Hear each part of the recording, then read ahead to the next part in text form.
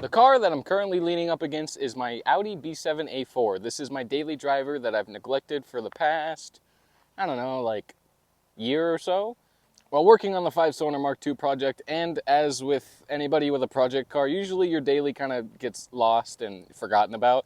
And that's exactly what happened with me and my daily. You guys might have seen this in the background of some of the videos, or if you're from my Instagram or TikTok, you might have seen some shorter content on this car, but I've never formally introduced it onto my YouTube channel.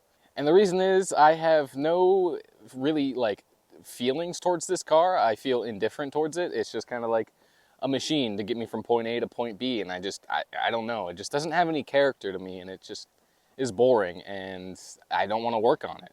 But it is my daily driver, and I need it to get me to point A and point B, so I thought the best way to get some sort of feeling toward it is start making content on it and try to have fun with it as much as I possibly can. But we're going to talk about it. There's already some modifications that I've done to the car before I started making content, so let's go over those really quick.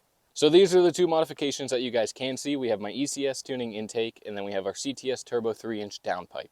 Oh, and of course, you can't forget the red coil packs. That's 40 horsepower right there. The two other modifications that you guys can't see is because one is inside the transmission, and the second one is inside the ECU. So the cool thing about this B7 is it's actually a 6-speed, which I guess is pretty uncommon in these things, which is really cool because my criteria when I was buying a new car before I purchased this car was I wanted a car that was manual and all-wheel drive, and this thing is that.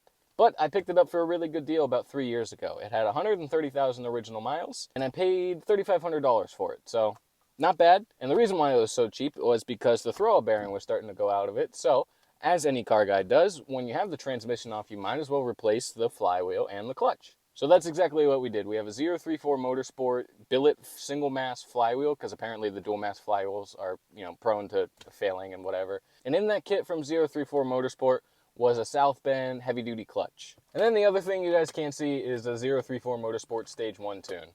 As much as I have no feelings towards this car has never really done me wrong. It's never left me stranded on the side of the road, other than the one time that I accidentally ran out of gas. And I've never ran out of gas before in a car, but you feel really stupid when you do it because it was on 0 miles and I knew I needed to go get gas and I just didn't do it. I passed by the gas station on the way home and I was like, oh, I'll just do it again later. And then I ran out of gas, which just go get gas. I just didn't feel like pumping it after a long day of work, which was stupid. So first up in the series of reviving my neglected daily driver was fixing the pads and rotors. For this one, I made an Instagram reel / TikTok, so I'm just going to put that up on the screen now and you guys can watch it, just so you don't have to watch me wrench on friggin' brakes for 20 minutes. Welcome to Reviving My Neglected Daily Driver. This is my Audi B7 A4. It's my trusty daily driver that's taken a back burner while I work on the Project Mark II. And one thing that happens while you have a project car is you kind of spend all your time and money and efforts on that thing, and then the daily driver kind of gets forgotten about. Oh yeah, and if I see one more motherfucker disrespecting the pink Crocs, you're getting banned. But this car desperately needed new pads and rotors. Whoa! Because the old pads looked like this. Bruh. Hey man, if I paid for the whole pad, I'm gonna use the whole pad. One thing I love about living in the north, and specifically the snow belt, is that everything is rusty and pretty much just fucking welded together. It's awesome. For you guys that wrench on cars in the south, you have no idea how good you have it. I honestly just love rust so much. I could just kind of roll around and jump with joy inside of rust. I love it so much. Like this set screw, it just snapped off and I was kind of being gentle. I wasn't even going hard on it and it just snapped. So the rest of it is just gonna stay inside my hub for the rest of its life. Hit it with your purse. Humble Mechanic taught me this. If you have a Volkswagen Audi clip that just isn't coming loose, just break it. It's fine. I'm just kidding. He didn't teach me that. But the new rotor goes back on, thank gosh. And then it started storming really bad, so you guys didn't get to see me put the caliper back together, but it's on there, trust me. So, what should we do next to my stinky old B7 A4? And then after doing the brakes, this car hasn't had boost for like over a year now, and I just haven't really wanted to mess with it because I had a feeling that it was either the N75 valve or the internal wastegate tends to go bad on these turbos. And if that was bad, I just didn't really want to deal with having to pay for a new turbo and then actually put on the new turbo because I can't imagine that it's not fun. I'm sure it's probably not very fun. But I made an Instagram reel about that one too, so you guys are going to watch that right now. This is my neglected daily driver, a B7 Audi A4 that I don't really care about, but I want to care about it, so let's revive it and then upgrade it later down the road. But it already has some upgrades like an ECS tuning intake, a 3-inch CTS turbo downpipe, 034 Motorsport billet single mass flywheel, a South Bend heavy duty clutch, and a 034 Motorsport tune. And this is what it sounds like.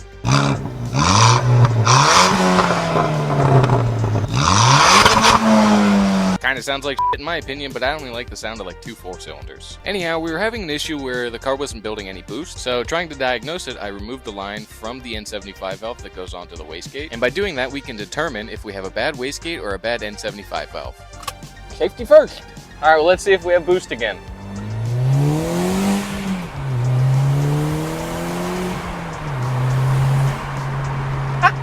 Yeah! We got boost back, baby!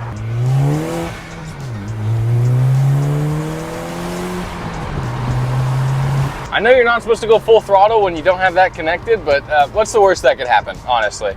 So now that we have boost back, I can finally enjoy driving the car again. Let me know what we should do next to this stinky old pig. So obviously I still need to replace the N75 valve, but hey, at least we know that our internal wastegate isn't completely junk and we don't need a new turbo at this time. So after doing all of those things, my neighbor actually stopped by because he saw me wrenching on my car. My neighbor / longtime friend, Tommy, he stopped by and they have built a dirt track behind another neighbor's house, Billy, and they've wanted me to come up there for a long time now, and I just either, didn't have time, or I was busy doing something, or, something just happened, what have you, life.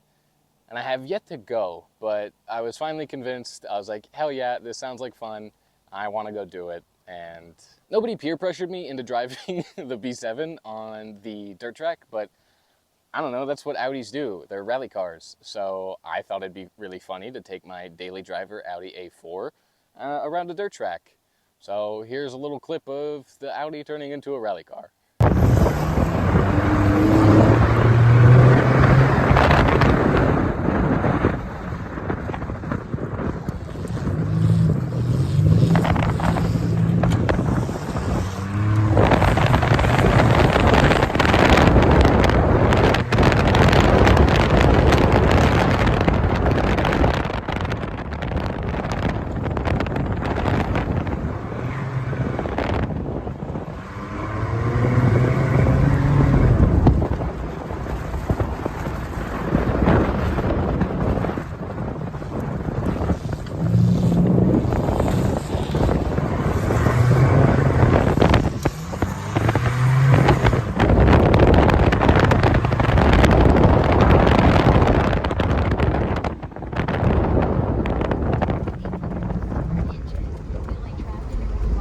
I probably shouldn't do it too much. I think that'd be a really cool build to do like an Audi friggin' rally car, but that would also get really expensive really fast. And my priorities are not to overbuild this car. My priorities for this channel is the Mark II. So I probably won't do anything crazy to this car, although I have toyed with the idea of doing a really cool build series. But I'm gonna withhold that information for now and just wait and see if it does end up happening. So, sorry. I feel like such an idiot for this. I knew that I shouldn't beat on the car with no sort of boost control whatsoever, but I just wanted to do it anyway, and I don't know. So last night, after getting back from the track, I just wanted to do some logs for Jason at RevMap to just, see if it was actually an N75 issue or if it was something else other than that. And I started to notice some knocking or some not really friendly sounds coming from the engine bay. I'll show you guys right now.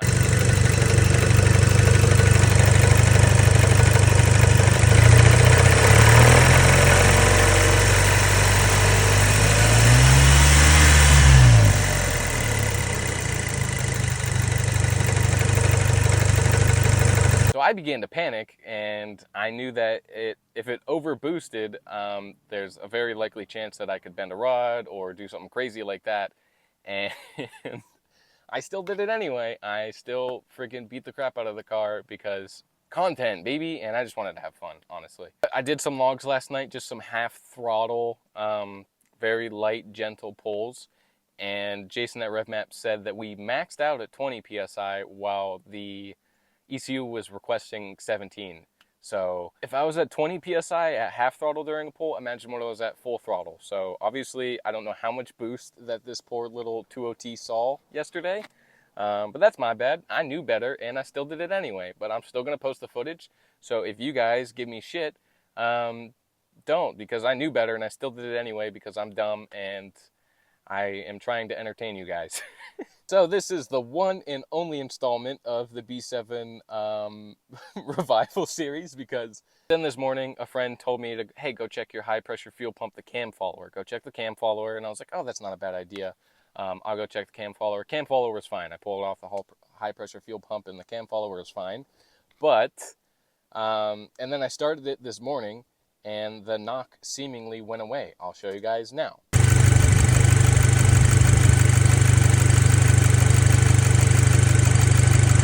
The thing that sucks about these 2OT FSIs is that they're generally noisy engines as is. So to be able to determine what that noise is coming from, I don't even know. So I had huge plans to get more power out of this thing, abuse it a little bit. But again, this is my daily driver. I need it to get back and forth from work, and I'm not going to do anything to it. So this is the one and only installment of the B7 revival series. So not to blue ball you guys, but it's probably best that we don't mess with this too much and just leave it how it is. But I hope you guys enjoyed watching that video. It kind of sucked, but all right, much love. Thank you guys. Subscribe, because maybe the more followers and subscribers and watch time that we get, I'll do a B7 07K swap. How cool would that be? Just think, 5 cylinders, rear-wheel drive Audi. That'd be pretty sick.